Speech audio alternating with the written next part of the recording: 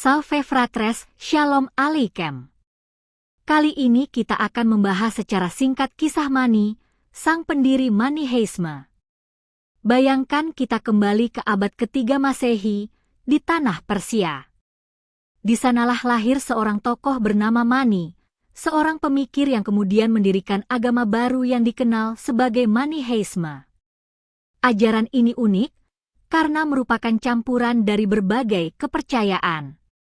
Dualisme Zoroastrian yang menekankan pertarungan abadi antara terang dan gelap. Cerita rakyat Babilonia yang syarat mitos. Etika Buddhisme yang mengajarkan disiplin moral. Ditambah unsur-unsur Kristiani, namun diubah sesuai pandangannya sendiri.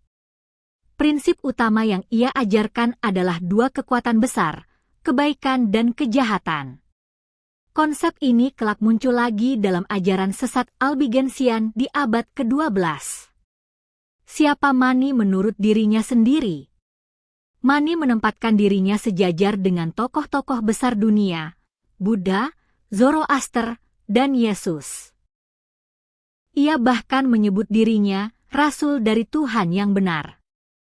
Ajarannya bersifat gnostik, meyakini bahwa keselamatan datang lewat pengetahuan rahasia tentang asal-usul alam semesta. Namun, meski mengaku sebagai aliran Kristen, ajarannya bertentangan dengan iman Kristiani.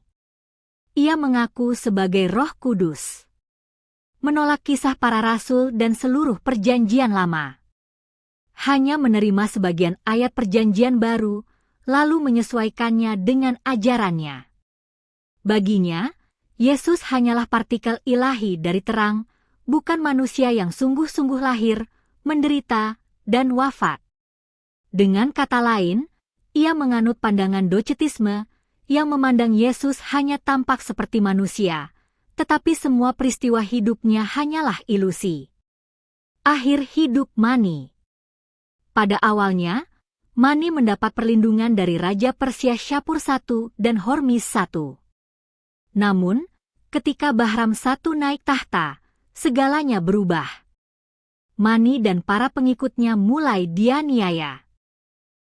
Akhirnya, Mani dipenjara dan wafat di sana sekitar tahun 276 atau 277 Masehi. Meski begitu, ajarannya menyebar luas, terutama di Alexandria. Mungkin karena ada kemiripan sekilas dengan surat Barnabas, sama-sama menolak ajaran Yahudi dan berbicara tentang terang dan gelap. Namun, jika diteliti, keduanya berbeda jauh. Surat Barnabas tetap mengakui kealahan Yesus, sedangkan Maniheisme menolaknya. Pengaruh dan penentangan. Salah satu tokoh besar yang pernah menjadi pengikut Mani adalah Santo Agustinus. Selama hampir 10 tahun, 373 hingga 383 Masehi, ia mendalami Maniheisme sebelum akhirnya bertobat menjadi Katolik. Setelah itu, Agustinus menjadi penentang keras ajaran Mani, menulis banyak karya untuk membuktikan bahwa ajaran tersebut bukan hanya bertentangan dengan iman Kristiani, tetapi juga dengan akal sehat. Penutup. Itulah kisah singkat tentang Mani, seorang tokoh yang menggabungkan berbagai ajaran menjadi satu, namun berakhir ditolak oleh banyak pihak, termasuk oleh salah satu filsuf dan teolog terbesar dalam sejarah gereja.